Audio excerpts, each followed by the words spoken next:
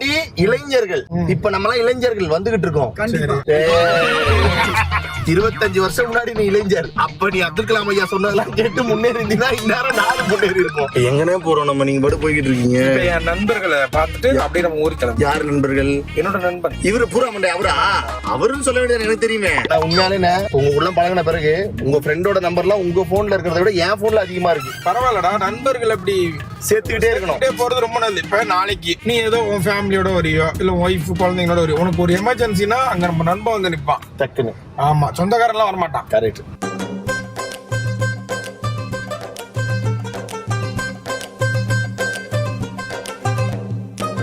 இருட்டே ஆயிடுச்சு. ஓட்டுக்கிறீங்க ஆந்திரா தண்ணி போயிருக்கலாம் போலே. கும்போணமே போயிருக்கேன்டா. முடிச்சிட்டு இருக்கான். டேய் மண்டையா, டேய் வந்துட்டாடா. வந்தா தூங்க தான் செஞ்சிருக்கேன்.